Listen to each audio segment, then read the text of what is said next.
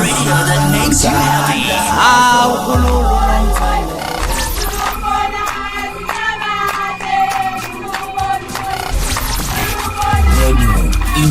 Intezo.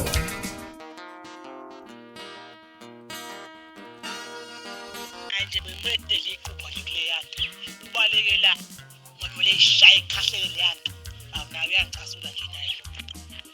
Ngomele ishaya kunyetwa ngishilahle boss ngeqhubha. Khafule kwama nje kokuthi bele empuzi. Uthi bona nasambambe ngalo mfana, ngizothi weshaya izenza ishinga. Liyathi befuna abantu bamkuthi bekubhaxa nje bebengekho nomcimbi. Bethunywe umanqelwa mfana ngutshele mina.